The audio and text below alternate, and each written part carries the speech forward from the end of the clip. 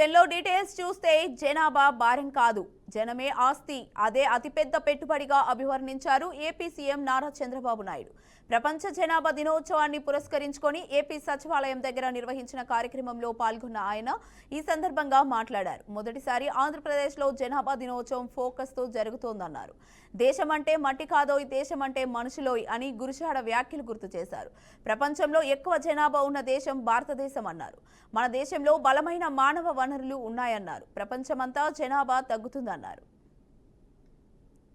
ఇప్పుడు భారతదేశం అగ్ర రాజ్యాలతో పోటీ పడుతుంటే మన దేశంలో బలమైన మానవ వనరులే కారణం. ఒకప్పుడు మన యొక్క మనుషుల్ని మనం ఒక్కసారి ఆలోచించుకుంటే ఎక్కువ జనాభా ఉన్నారు, ఈ దేశం అభివృద్ధి అవుతుందని ఆలోచించే పరిస్థితి నుంచి ఆ జనాభాని మనకు ఒక పెద్ద అడ్వాంటేజ్ గా మారే పరిస్థితికి వచ్చింది. ప్రపంచంలో మీరు ఒకసారి చూసినప్పుడు ఎక్కువ జనాభా ఉండే దేశం భారతదేశం. 143 కోట్ల జనాభా ఉండే ఏకైక దేశం భారతదేశం. చైనా కూడా కిందికి వెళ్లిపోయారు, 130 కోట్లకు వచ్చే పరిస్థితికి వచ్చారు. దీన్ని మీరు ఒకసారి చూసినప్పుడు ప్రపంచమంతా కూడా జనాభా తగ్గిపోయే పరిస్థితి వస్తా ఉంది, బర్త్ రేట్ పడిపోయే పరిస్థితి వస్తా ఉంది, యువశక్తి క్షీణించే పరిస్థితి వస్తా ఉంది, వృద్ధులు పెరిగే పరిస్థితి వస్తా ఉంది.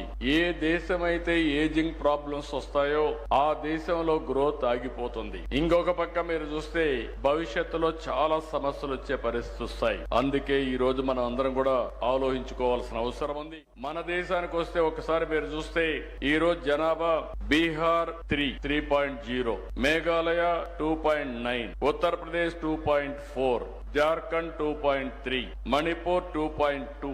ఇవన్నీ కూడా రీప్లేస్మెంట్ కంటే అబోవ్ ఉన్నాయి. అదే కిందికి వస్తే తమిళనాడు 1.8, తెలంగాణ 1.8, కేరళ 1.8, కర్ణాటక 1.7, ఆంధ్రప్రదేశ్ 1.7 కు వచ్చాం. అంటే ఇప్పుడు మీరు చూసిన తర్వాత ఏ దేశాలైతే ఇబ్బందులు వస్తున్నాయో అవన్నీ కూడా మనం చూసాం. మన దేశంలో కూడా ఇప్పుడు కొన్ని అడ్వాంటేజెస్ వచ్చాయి, మనందరం గుర్తుపెట్టుకోవాలి.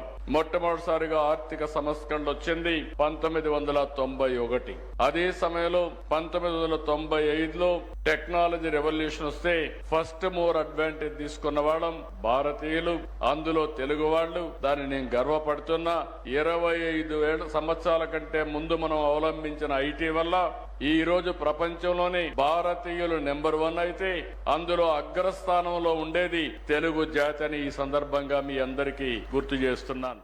మూడోది, మన దేశంలో ఇప్పుడుండే జనాభా ఎగ్జాక్ట్ గా రాబోయే 20 సంవత్సరాలు 2047 వరకు డెమోగ్రఫిక్ అడ్వాంటేజ్ ఉంటుంది. అది కూడా సౌత్ ఇండియా వల్ల కాదు, బీహార్, యూపీ కొన్ని రాష్ట్రాల వల్ల, పెద్ద రాష్ట్రాల వల్ల. అయితే ఇది రాబోయే రోజుల్లో అక్కడ కూడా డిసడ్వాంటేజ్ వస్తుంది. ఈ విషయంలో మనం ఒక్కసారి గుర్తుపెట్టుకోవాలి. మీలో కూడా ఒక ఆలోచన రేకెత్తించడానికే నేను ఈ విషయాలన్నీ చెప్తున్నాను. ఒక చైతన్యం తేవడానికి నేను ప్రయత్నం చేస్తున్నాను. మనలో అనేక ఆలోచనలు ఉంటాయి, అనేక సమస్యలు ఉంటాయి. సమస్యలు కూడా పరిష్కార మార్గాలు ఉంటాయి. ఆ పరిష్కార మార్గాలు సరైన సమయంలో మనం అవలంబిస్తే మనం విజేతలు అవుతాం. అది చేయలేకపోతే మనం కూడా రాబోయే రోజుల్లో సమస్యల సుడిగుండంలో మనం కూడా కలిసిపోయే పరిస్థితి వస్తుంది.